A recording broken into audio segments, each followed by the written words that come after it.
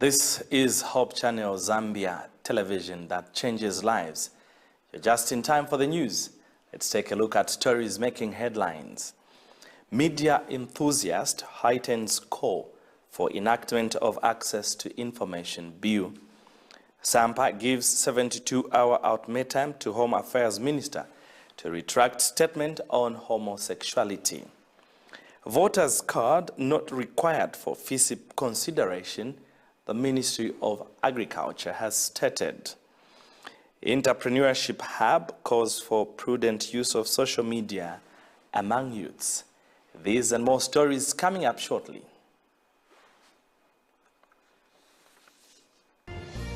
The big one is coming. Yes, it's the Senior Youth Congress for the Southern Zambia Union Conference from December 18th to the 24th, 2022. Petauke Boarding High School in East Zambia Field is the destination.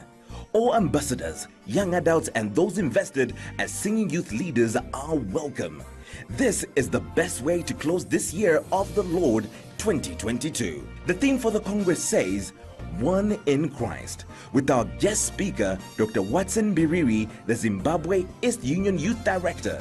Many other gifted speakers shall be there. Before we run out of space and time, make your deposits of only 180 kwacha registration fee and then register yourself online on the link below.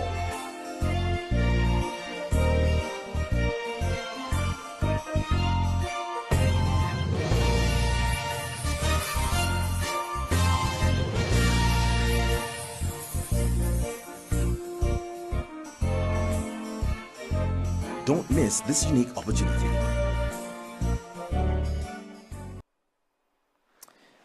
Thank you so much for joining us with the news in detail. I'm Bright Sinkos. On sign language, we have Tom Chilambwe. The details.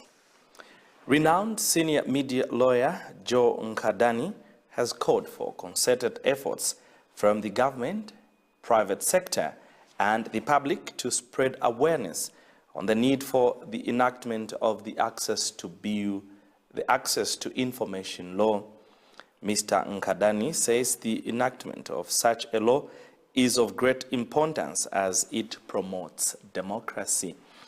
A civil society organization, Internews, and many other concerned organizations have continued to engage government in order to seek its enactment, in order to raise awareness of the importance of universal access to information. The United Nations General Assembly proclaimed 28th September every year as International Day for Universal Access to Information. For the past 20 years, there has been a strong desire to have the Access to Information Bill enacted as law in the country. Following this long struggle, the fight is slowly yielding good results with continued engagements between civil society organizations and government. In this regard, senior media lawyer John Nkadani has called for the nation to join forces towards the enactment of this law as it is of great importance. You realize that governance involves everyone. It does not just involve the executive or the legislature or the judiciary. No, governance involves everyone. It involves government, it involves the journalist, it involves the entire community. And therefore, with our access to information, it calls for everyone to participate. And when government, civil society, and the general citizen, we work together, then in that particular way, we are able to create laws that we deem are good for the good of society. Mr. Nkadani said, access to information will bring about development in that corruption will easily be detected and people's rights to information will be enhanced, leading to accountability and transparency. The quest for the country to have an access to information law has been going on for the past 20 years. So it's an old quest that civil society has been engaged in with government to ensure that this law is enacted. But successive governments have not implemented this. But however, it seems that now the time is right, and the signs from government, the new Dawn administration, are positive, and that we are hopeful that we will have the access to information law enacted from government, because the sentiments from the president, the sentiments from the line ministry, which is the Ministry of Information and Media, has been positive. You understand that in a democracy where an administration desires to run a transparent and accountable government, one of the policies or one of the laws that needs to be in place is access to information. But all that civil society is crying for is that may we have an enabling act, may we have a legislation to that particular effect. So also access to information is a good tool in the quest if a country or as a society we want to fight corruption. If you go to the Sustainable Development Goals, access to information has been labeled as a sustainable development goal. So we can see that access to information is not about the media, it's not about journalists, it's about everybody. It's about sustainable development. It's about running a transparent and open government. It's about people or citizens participating in the governance of the country. Not only that, you realize that access to information is found in our Article 20 of our Constitution. And Article 20 falls within what is called the Bill of Rights, or where you find fundamental rights. And therefore, you can easily conclude that access to information or freedom to information is a fundamental right. And fundamental rights are rights which are supposed to be enjoyed by citizens. Daniel Chilema, reporting for Hope News in Lusaka.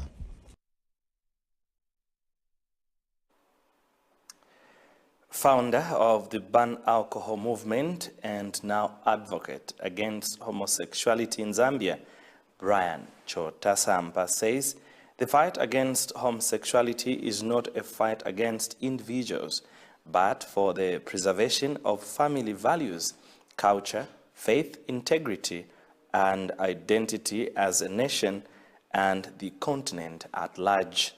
Dr. Sampa has retaliated his call to the president to sit down with the church and traditional chiefs to seek counsel and heed the ancient paths. Speaking when he held a protest against homosexuality in Lusaka this morning, Dr. Sampa has given Home Affairs Minister Jack Mwimbu a 72-hour ultimatum to withdraw the statement he made during a media briefing last week, alleging that people should not conclude that when two men are found kissing, then they are homosexuals. He further demanded the abolishment of the alleged men's clinic dedicated to homosexuals at the University Teaching Hospital, UTH, as it is against the laws of Zambia, and that the Registrar of Society should deregister every organization that promotes homosexuality, as it is against the law of the country. Meanwhile, Ambassador of National Values and Principles, CEO Jasek Kunda, says it is not government's wish to champion an agenda that promotes homosexuality, and has since urged citizens to collaborate with government and say no to homosexuality. A number of stakeholders, including some clergy, also joined in the protest. Here's a report. Homosexuality is an act of being sexually attracted to the same sex. And this morning in Lusaka, Dr. Sampa pioneered a protest against the said act from Kafia roundabout to the Ministry of Home Affairs. Being given a police permit this time around, Dr. Sampa demanded that the Minister of Home Affairs withdraw the statement he made during a press briefing that men kissing in public is not homosexuality. We demand that the Home Affairs Minister withdraws the statement that men kissing in public is not homosexuality within 72 hours. Dr. Sampa stipulated that Section 155 of the Zambian laws provides that any person against the order of nature or permits a male person to have carnal knowledge of him or her against the order of nature is guilty of a felony and liable to imprisonment of up to 14 years. The Zambian laws are clear. Mainly Cap 87, Section 155 through 157 of the Penal Code forbid homosexuality. Dr. Sampa further demanded that every organization supporting and promoting the act of homosexuality be shut, and that the men's clinic at the University Teaching Hospital, UTH, dedicated to homosexuals be abolished. We demand the abolishing of men's clinic dedicated to homosexuals at UTH as it is against the law. We demand that the Registrar of Societies deregisters the following organizations that are here to promote homosexuality, which is a crime in Zambia. 1. Friends of Rainka. 2. Maryland University. 3. The Lotus Identity. And 4. Transbantu Association of Zambia. Present at the same protest was Mr. Jasek Kunda, who is the ambassador of national values and principles. The ambassador noted with concern that it is never a wish of the government that such vices are on rampant. As such, request the general public to support the government in fighting the inhuman act. The government actually need our support because the institution, the highest institution in the country, the government itself, is undergoing pressure. It's not very easy for them. It's not the wish of the government to have such an agenda. It's coming from some international powerful countries. We are teaming up with the government actually in saying no to homosexuality. What we watch and see affects our sense of reasoning one way or the other. Dr. Sampa brings a solution that won't only protect our children from being victims of the act, but also instill good morals. As such, request the government to clamp down every social media page and WhatsApp group that is being used to promote the abominable crime of homosexuality, and that DSTV removes all programming that promote gayism and lesbianism from airing in Zambia. We demand that DSTV removes all programming that promotes gayism from airing in Zambia, especially in the cartoon section. The church also voices out against such vices and pleads that such actions are condemned entirely as they are not godly. It is an abomination. Yes. Romans chapter 1, verse 26. It is saying they are confused. They don't know what it means to be human. So if the Bible says they don't know what it means to be human, it means they are not human. Yes. So you don't come to us and tell us that this is human. We have to respect God. Remember how God destroyed Sodom and Gomorrah. Don't you know that God can curse our nation? If we want to have development in this land, we need righteousness. It is righteousness that can provoke God to bless us. God cannot bless a nation which is full of homosexual. O'Brien Hankalu, reporting for Hope News in Lusaka. Last week, Vice President Mutale Nalumango held a meeting with church leaders to discuss on how best the fight against homosexuality can be undertaken. The Seventh-day Adventist Church, through Northern Zambia Union Conference President Dr. Tommy Namitondo, disclosed that the church will only join hands with government against homosexuality, but in an event the government decides to promote homosexuality, the Adventist Church will not support the vice. In other news, an 18-year-old male GCE candidate of Luanshya district on the Copper Belt has allegedly committed suicide using his school necktie after failing his GCE examinations. Copperbelt Province Police Commanding Officer Sharon Zulu said police received a report of suicide which happened yesterday between 11:30 and 16:30 hours in Luanshya's Roan Township. According to the commanding officer, the father of the deceased, Mr. Chishala, found his son hanging inside his bedroom using his school necktie around 16 hours when he returned from repairing his weighing scale.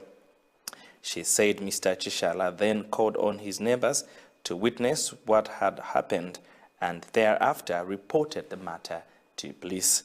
During inspection, police found the phone belonging to the deceased on his bed, and upon checking through the phone, it was discovered that the deceased had checked his grade 12, rather GCE results, which showed that he had failed. Ms. Zulu added that it is strongly suspected that failing his GCE exams could be the cause for the deceased suicide mission. The body of the deceased was later deposited to Ron General Hospital mortuary, awaiting post-mortem and burial. Now, agricultural authorities in Southern Province have sent a stern warning to staff in the ministry not to engage in collecting of money from farmers under the guise of facilitating the implementation of the Farmer Input Support Program. Southern Province Agricultural Coordinator Dr. Max Jombe made the warning following reports that agricultural staff at camp level in some areas were demanding payments from farmers. Dr. Jombo was speaking when he addressed district agricultural officers and camp extension officers in Namwala district today. He further clarified that farmers should not come with voters' cards when pursuing agro inputs under FISIP. Dr. Chombe noted that there is no link between the voters' register and the FISIP acquisition program. He said the Ministry of Agriculture under FISIP only requires the national registration card, phone number, and registered beneficiaries on a robust biometric system. Dr. Jombo and selected Ministry of Agriculture provincial staff are on a monitoring of FISIP 2022-2023 sensitization and farmer verification program in all the 15 districts of Southern Province. A camp officer should not and should never collect any money in relation with the FISIP. If it is the CAC collecting, let the CAC collect on their own without involving our officer. And that collection, if it is for their own operation, as CACs or DACs, the officer should not even be near. FISIP has got nothing to do with voting. So if there are officers who are marrying FISIP with voting, let them desist from that. Because we already have the numbers in terms of beneficiaries. And those numbers are from the system which is robust. So let's use that system which is robust without asking for any other additional documents other than the NRC, other than photographing them so that they appear also on the system for those who don't appear. You are watching the news on Hope Channel Zambia. Just now, let's take a break. More stories still to come.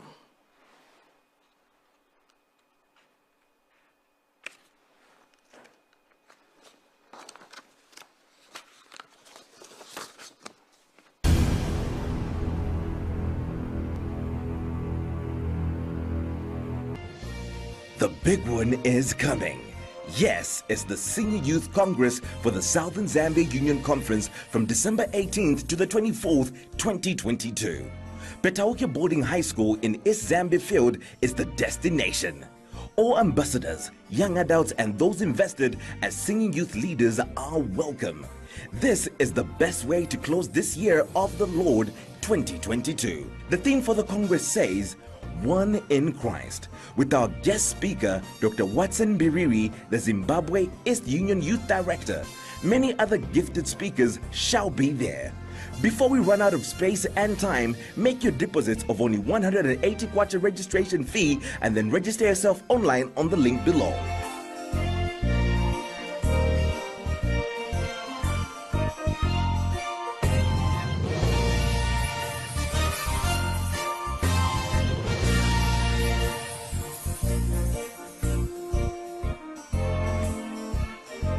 Don't miss this unique opportunity.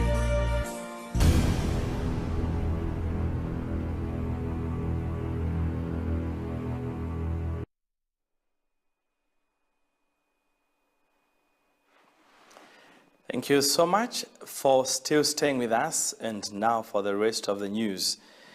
Lukasashi Bridge in Serenje district of Central Province has collapsed after a truck laden with bags of fertilizer belonging to the Food Reserve Agency, FRA, attempted to pass through it, cutting off 3 wards, namely Lukasashi, Sancha and Chisomo wards. Muchinga Member of Parliament Emmanuel Banda lent the development with sadness. Mr. Banda has called on the Disaster Management and Mitigation Unit, DMMU, to respond expeditiously to avert more challenges in accessing both sides of the area. He said it is saddening that the bridge gave up at a time when FRA was preparing to distribute farming inputs under the Farmers Input Support Program, FISIP. The parliamentarian stated that no vehicle can now pass at Lukasashi, 43 kilometers away from the Great North Road. Now, government, through the Ministry of Water Development and Sanitation, is set to partner with the Indian government to enhance water supply, sanitation, and preservation around the country. Minister of Water Development and Sanitation, Mike Mposha, says government is aware of many water challenges in rural areas and is working on different water projects to curb the situation.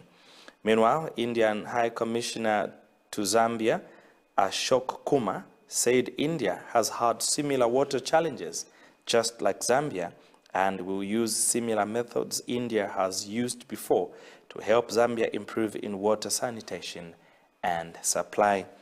This is set to answer the Sustainable Development Goal number 6, which demands availability and sustainable management of water and sanitation for all.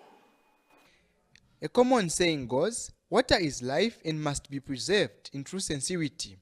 The government of the Republic of Zambia is set to partner with the Indian government through the Ministry of Water Development in order to improve water supply and preservation in the country.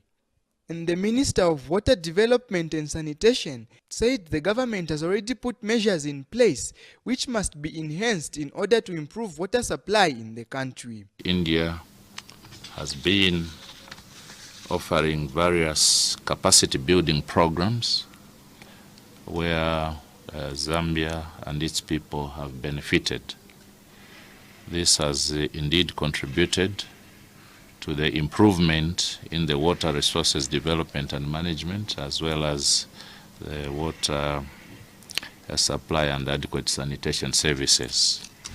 Your Excellency, water continues to play a critical role in fostering socio-economic development in the country.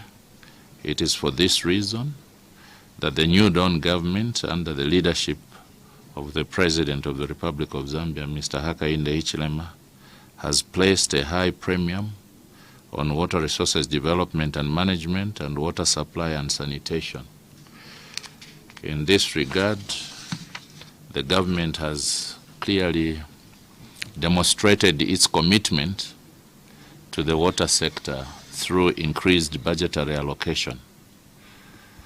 Government is also undertaking policy reforms through the review of the 2010 National Water Policy.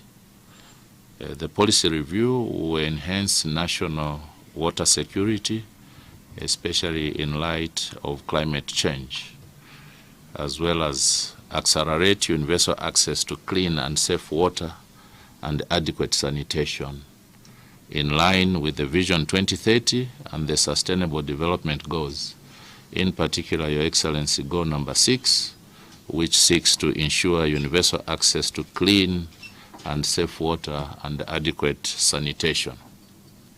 Your Excellency, the Ministry has been implementing various interventions, both in rural and urban areas, which present opportunities for cooperation. These include dam construction.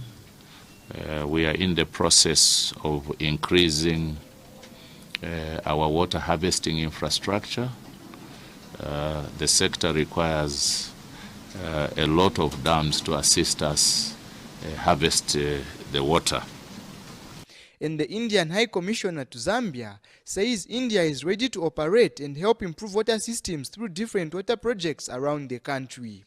Development initiatives are taken by the Government of India pertaining to water development and sanitation areas.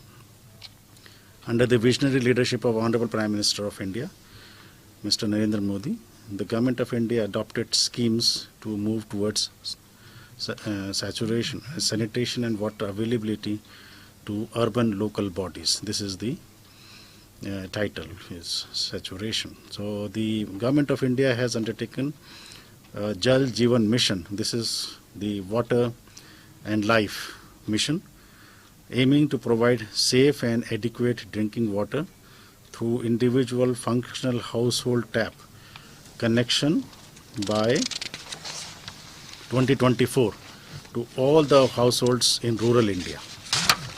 This mission is based on a community approach to water, and which includes extensive information, education and communication as a key component of this mission. And I am happy to convey that as of today, 100 million tap connections have already been provided to the rural household under this mission. Challenges are similar. In India also, we have also a lot of devolution of resources which are helping the community at the ground level. So it's very important in democratic countries. We are responsible towards our people. They vote for us. And this is the best way how we can engage our own communities and in the development path. So certainly, we look forward of your thoughts on this. We have many solutions to support Zambia, and certainly it's a challenge on villages of 5 to 7 kilometer distance, as you mentioned.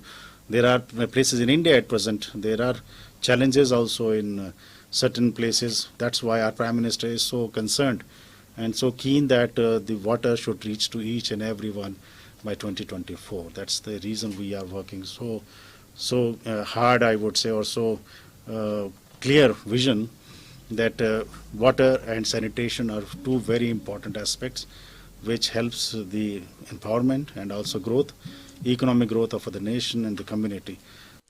Currently, Zambia has about 11 water utility companies with which the government will continue to work with to keep enhancing good water supply. Mwene Mianga reporting for Hope News in Lusaka. Thanks a lot, Mwene, for that report. And finally, in our news, in its quest to enable the Zambian youth acquire better lives, the Zambian Empowerment Hub for Entrepreneurship and Skills Training, ZHEST, conducted a one-day Knowledge and Empowerment Summit at Global Platform in Lusaka. Today, ZHEST Executive Director Clarence Musiamba said it is time for youths to value and support the growth of entrepreneurship in Zambia and Africa by using internet as a marketing tool to sell their products and services to clients. Mr. Musiamba said a number of notable entrepreneurs are using social media to reach their customers, hence the need to use the internet wisely. He urged youths to desist from misusing social media in order to avoid digital pollution that is leading to the erosion of values and morals in society. Zambia Alliance for Women Director Eda Chimia said the objective of the summit was to come up with solutions to the many challenges that youths are facing, such as poverty and youth unemployment, among others. Ms. Jimia said it is time to find amicable solutions that will help youths have a better future, that will make them become leaders in everything that the world can offer. We have more in this. The Zambian Empowerment Hub for Entrepreneurship and Skills Training, ZHEST, held a one-day Knowledge and Empowerment Summit that is aimed at empowering youths with skills that will enable them achieve goals through entrepreneurship in Lusaka today. This meeting saw a number of stakeholders that are experts in different fields. Zambia Alliance of Women Executive Director Eda Chimia officiated the ceremony.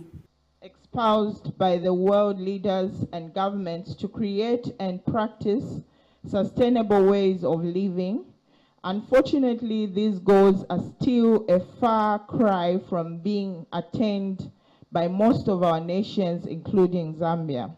The multiple crises resulting out of the COVID-19, climate crisis, debt, distress, and the war in Ukraine have not helped matters. Our country, Zambia, is slowly emerging from an economy weighed down by constrained fiscal space, extreme indebtedness, and the COVID-19 pandemic. Invited guests, ladies and gentlemen, in the 2022 national budget, we saw the government increasing social sector spending, which is crucial to ensure that the Zambian population has access to basic services such as health care, education, water, sanitation, and hygiene, and social safety nets. These services together constitute the key elements of a strategy that policymakers use to reduce poverty. ZHEST Executive Director Clarence Muziamba encouraged youths to embrace the good use of technology. ZHEST today celebrates the power of the internet and would like to caution the youth that the internet must and should be used with caution to avoid digital pollution that is quickly leading to the erosion of values and morals in our society. In some stakeholders are elated that this meeting has come to reality. Entrepreneurs that want to be guided and maybe they want to go into venture into a particular field, so we'll bring in experts to guide you in that particular field. And then we also have training services. After you've chosen the path you want to take, you need to be trained on how to manage a business. So we have those services. And then we have business development services. We work with a number of enterprises, foreign and local. ZHEST is a youth-led think tank, non-governmental organization working around empowerment, entrepreneurship programs, projects, and policies. Esnat Sikas, Hope News, Lusaka. Thanks a lot, Esnat. And that item brings us to the end of the news. But before I go, let's recap on stories that made headlines. Media enthusiast heightens call for enactment of access to information bill. Samba gives 72-hour ultimatum to Home Affairs Minister to retract statement he made on homosexuality last week. And the Ministry of Agriculture says voters' card is not a requirement for one to access the FISIP program. And an entrepreneurship hub calls for prudent use of social media among the young people in the country. I'm Bright Sinkos on sign language. We heard Tom Chilambwe. Thanks to the entire production team and our correspondents across the country. God bless and bye for now.